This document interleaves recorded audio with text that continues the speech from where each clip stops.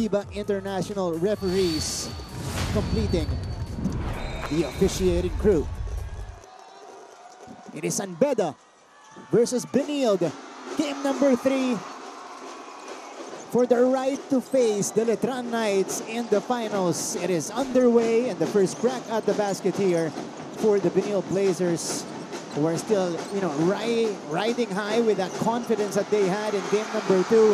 And Allen Liwag, reigning MVP, opens the scoring with a mid-range J. And I believe that's the right play for St. Benilde. They really have to go to Allen Liwag right away and get him involved in the offense. Kasi kakailanganin nila yung production nito ni Allen Liwag para makalagpas sa game na to. Of course, Allen Liwag has had a difficult time against the defense of the San Beda Red Lions. Maganda lagi yung game plan sa kanya nila Coach Yuri. Brian Sahonia couldn't make the shot. Here comes Tony Inot. Quickly to Sanchez, who gets a start today. Justin sprays out to Rafi Celis. A lot of time here to work with Ian Torres. Torres steps back for the jumper. Off the heel that time. So that's a great shot by Torres kasi mataas yung kumpiyansa nito ni Ian Torres ngayon eh. So ibibigay mo talaga yung mga ganyan tira sa kanya. Renzo, I wonder how Miller will bounce back in this game. 1 game absence. First game that he didn't play here in season 101, which is unusual. He had the knee contusion right before the game. We'll see how he'll respond here in game number 3. Nigel Gonzalez quickly to John T. Miller here, who's looking for a teammate. Bounce pass, Celso, pinasa pa sa gitna. Yukin puts it up in there. And that's what's great with San Beda. They're all willing passers. Celso already had a shot there, pero nakita niya si Yukin na mas open dun sa gitna eh. Mas madali yung tira. Unselfish basketball from the San Beda Red Lions. And now let's pass it to our courtside reporter for the first story of the game. Let's hear it from Christine San Agustin.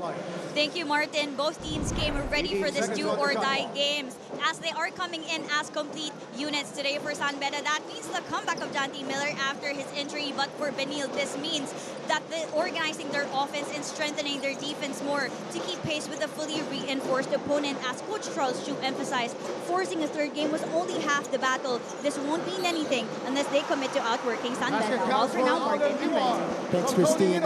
They know how tough San Beda is. Talking about, of course, Coach Charles Chu and the rest of the coaching staff from the Benilde Blazers.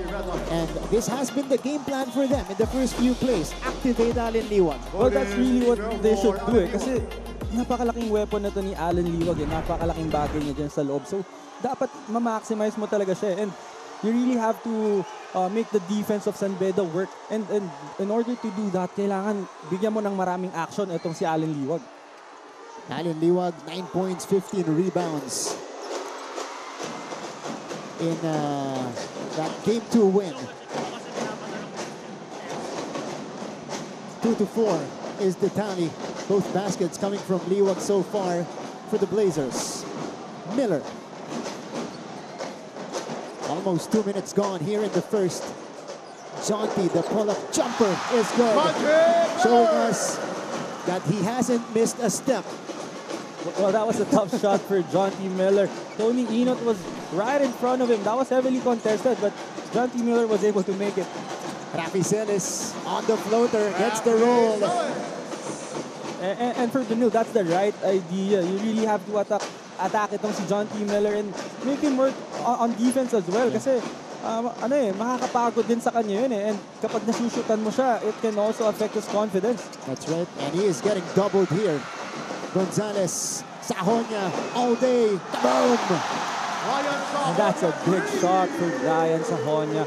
You can never leave a guy open, lalo na kung si Brian Sahonia yun. 16 points for Sahonia in Game 2. Inot off the flyby. Inot answers right back with his own long bomb. What about the answer of Tony Inot with that fake and making that three-pointer? Sahonia was close to the hole, just couldn't make the shot. Rafi Celis, nagmamadali. Might have stepped on a defender on his way to the basket because he was, well, it felt like he got tripped.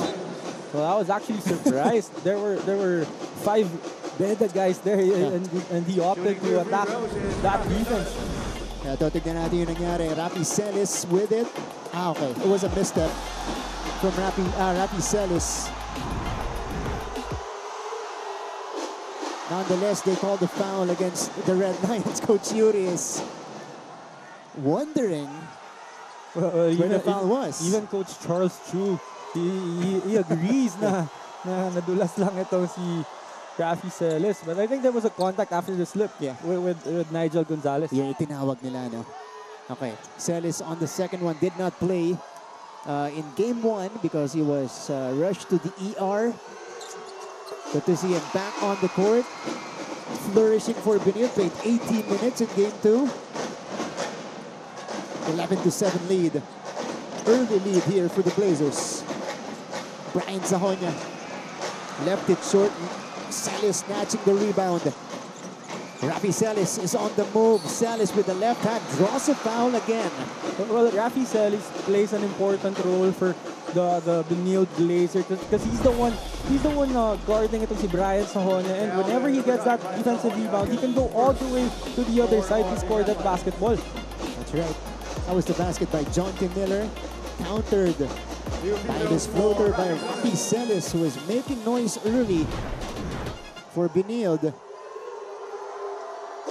And this is the start Coach Charles envisioned for game 3.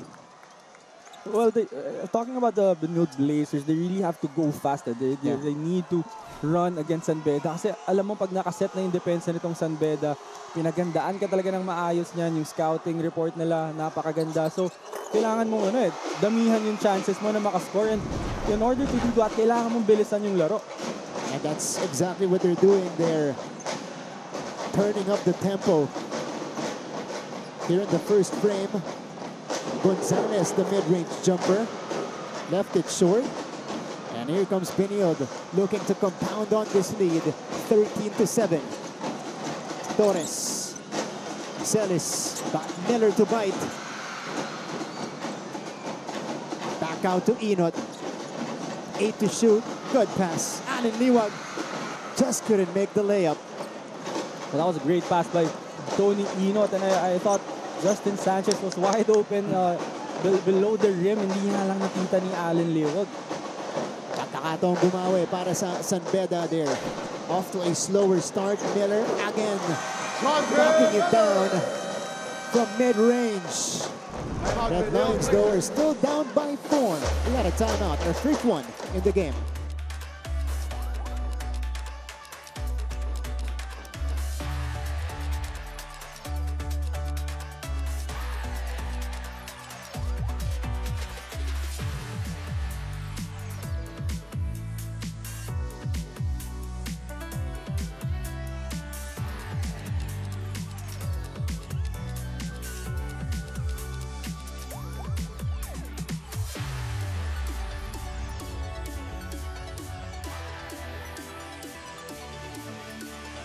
Balik sa ating laban.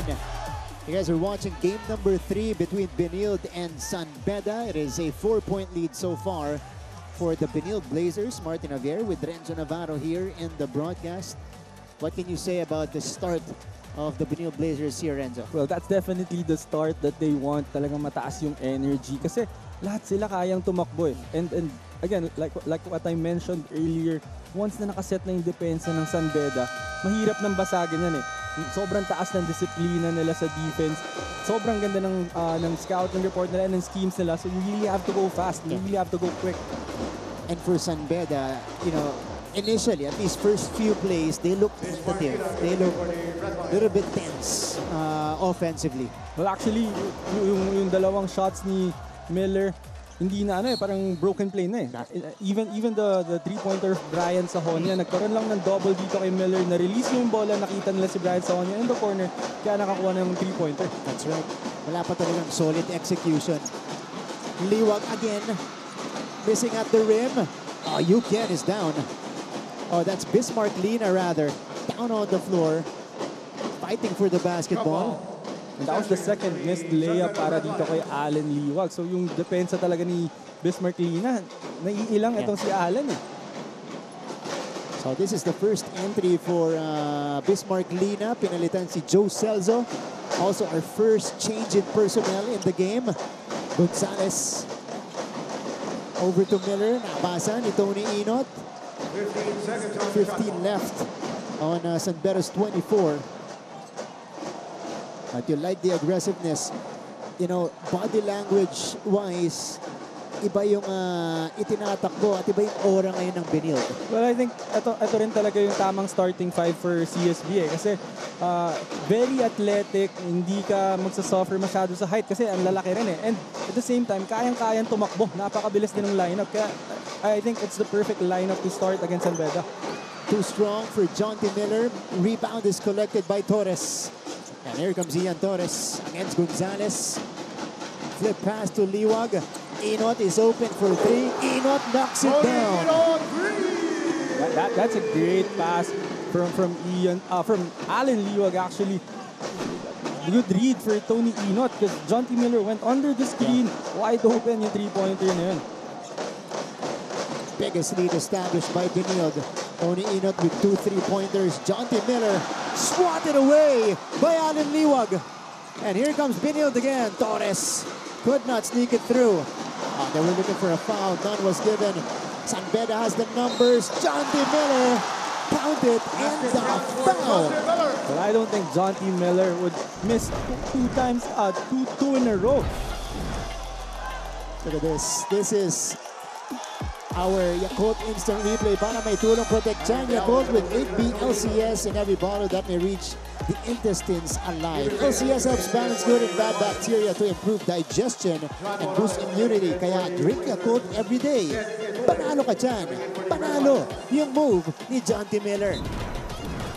That was a strong move by Jonty Miller. And that was against Tony Inot, na very athletic guard din. It's really hard to get a basket against Tony Inot. That's right. Meantime, nagpalit na ng point guard itong si Coach Yuri Escueta. Jimmy Reyes is now on the floor. And Jonty completes the three-point play. He has been producing big here in the first quarter. 7 already for Jonty Miller. Inot. Tony attacks. Tony off the glass and in. He has 8 points for Benilde. And it's just too easy for Tony Inot in this first quarter. Talagang naka-counter niya yung coverage ng San Beda against him. Miller off the cross. Miller! Another and one for Jonty Miller. And again, it's just too easy for Jonty Miller. He really finds a lot of ways to score that basketball. Is that move by Tony Inot gliding to the rim, countered by a fired up Jonty Miller, who gets his second straight continuation play. I think a little miscommunication on the pick and roll coverage on the side of Benilde that time. I think si Tony Inot was forcing itong si Jonty Miller to go baseline. Pero itong si Allen Liwag parang mag-hedge eh. So nagkaroon ng open lane itong si Jonty Miller for that layup. Miller really made the defense pay in that sequence. Reyes guarding Ancheta, who is now in the game. Zed Etulie, promising rookie also in the contest. Bowen Morales, nasa lineup na rin ang Benilde. Wow! Ancheta nailing that one over Bismarck Lina. And that's a great read for Ancheta, and sobrang patient nung tira niya na yun. Talagang inantay niya lang magkaroon ng opening. I thought that was going to be a third consecutive and one play for Jonty Miller. But you like this move by Ancheta, getting to his spot, shooting over the big guy, dropping it through, announcing his entry in the game. Jonty, in the last few plays, Renzo, inaatake yung depensa ng Benilde. Well, this is going to be a problem for CSB because we know San Beda executes very well. Pero pag ganito na nag-take over na si Jonty Miller, he's not even calling any plays. He's just calling for a ball screen and he's just attacking the defense of the Benilde Blazers. So this is going to be a problem for them if Jonty continues this activity. He is almost single-handedly kept San Beda in this game. This is going to be an offensive foul on Ancheta.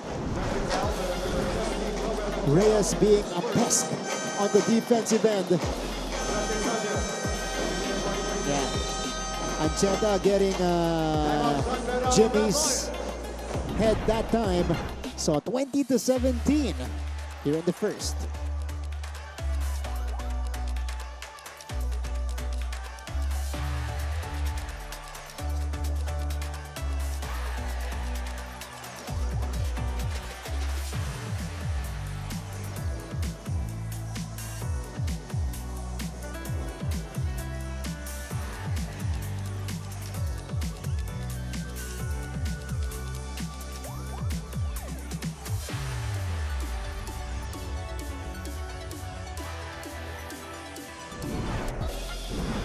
Balik sa ating laban, San Beda versus Benilde.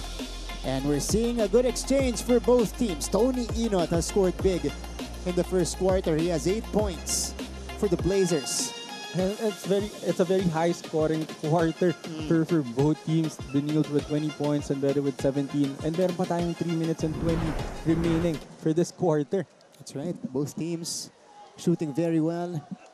Tony Inot, very offensive-minded today. 19 points in the previous one. Ito, ang kapatid po ni Tony Inot. And assuming this is the mom right beside him. He's actually playing for San Sebastian Staglets. Yeah. Yes. Yung kapatid ni Tony Inot, same energy yan. Tingin mo, susunod sa yapak, ano? Pwede, no? Pwede. Pero point guard yan eh. Si Tony Inot kasi medyo off guard eh. So, Inot fam in attendance as we resume this ball game. 20-17. Red Lions have a chance to inch closer. Bismarck Lina against Sean Umali, who is also in the basketball game. 6.1 seconds on the shot.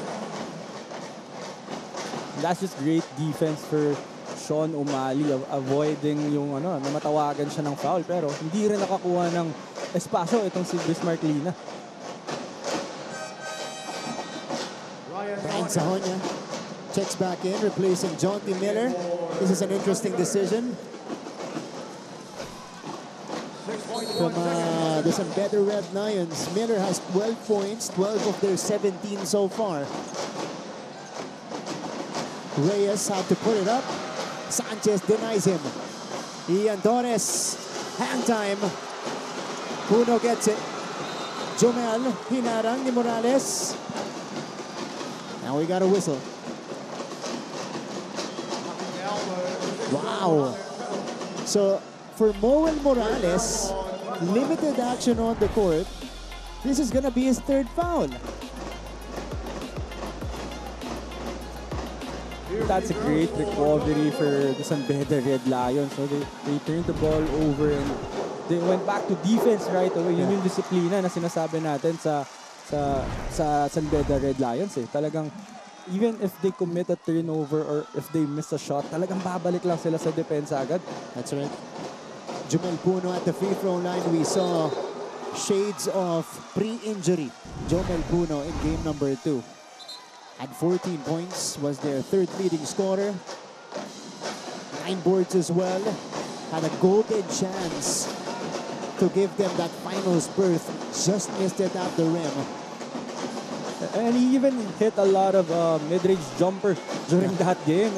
And that's something na hindi talaga niya tinitira madalas eh. Pero in that game, he was very on point. Here's the drive by Sanchez. Scoop to the hoop for Justin Sanchez. And that's the way to break that zone by San Beda. You really have to attack middle para magko-collapse yung zone and then you move the ball around until you find an opening. First basket for Sanchez today. Etulie. Puno, nakabuelo. This is our featured matchup today. Puno and Sanchez. Lina, no, too strong. Puno, almost getting it. Umali comes away with the basketball. 2 minutes. And here comes Sean. Torres scans, sends it out. Morales left there with 3 fouls. 10 on the 24. Celis. Oh, ran into a Bismarck Lina wall. And Lina is called for the foul. And you gotta love the energy of Rafi Celis. He's the one defending yung mga scorers nitong San Beda, but on the offensive end, siya rin ang umaatake. And this is a nice move coming from Justin Sanchez, but you're right. You know, Rafi Celis has been a factor offensively for Benilde. 6 points. At bonus yan para kay Coach Charles, because that relieves their other scorers of their responsibilities in scoring. Medyo nakaka-relax sila ng konti, nakakapagpahinga. Tama, and he can defend multiple positions. That's right. Talking about Rafi Celis, so pwede siya sa mga point guard, and pag napunta naman siya sa mga guards, pwede rin siya mag-switch sa big pag may mga pick and roll action. That's right. Very mobile. Kayang sumabay sa mga buhay dyan. Kanina si Sahona yung bumabantay sa kanya. So, first step pa lang nito ni Rafi Celis, medyo naiwanan na yung depensa niya. Very athletic din kasi talaga And even yung free throw shooting niya, sobrang nakakatulong for CSB right now with 6 out of 6 on that free throw line. Jake Asbay just checked in for the Blazers. Pinalitan niya si Rafi Celis. Gonzalez, Miri, short again, Sahona. Brian, drive, sends it out, extra pass, Jonty for 3. Ooh, halfway down. Gaspay tracks the ball down. Sanchez, no.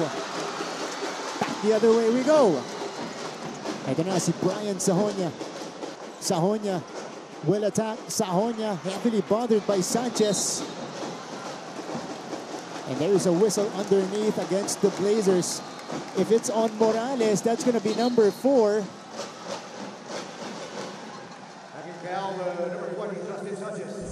Oh no, it's on Sanchez.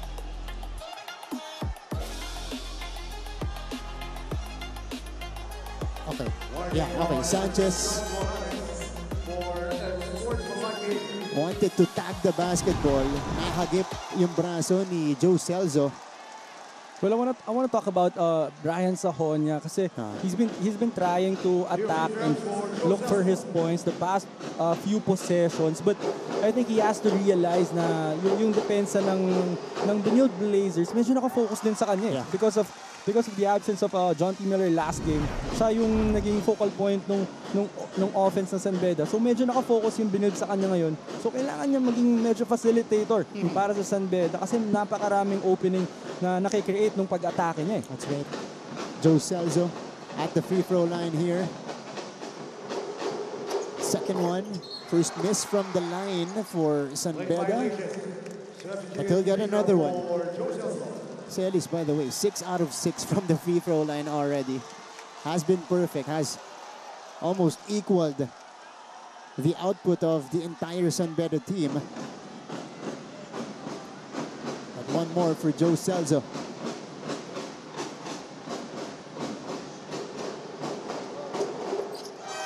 So, they're still perfect. 8 out of 8.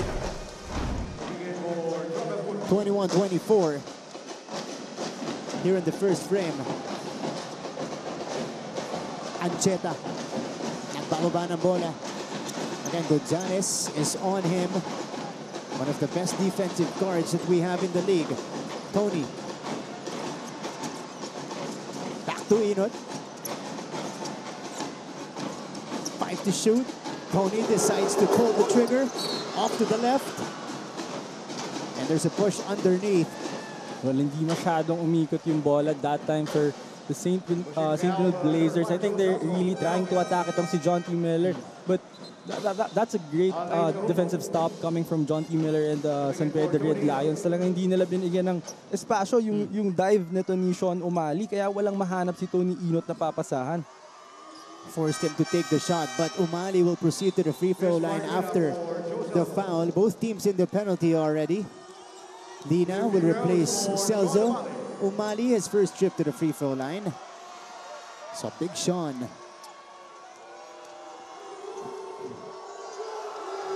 Assad, a solid year for the Benilde Blazers. His first year with the Blazers.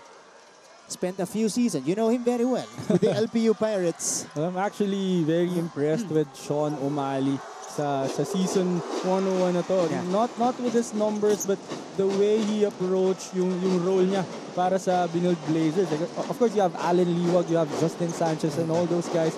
And siya yung bagong papasok eh. And for him to accept that main guy role to a support role, napaka-impressive yan for Sean. At saka paiba-iba yung naging role niya this season as they forced the turnover on Miller.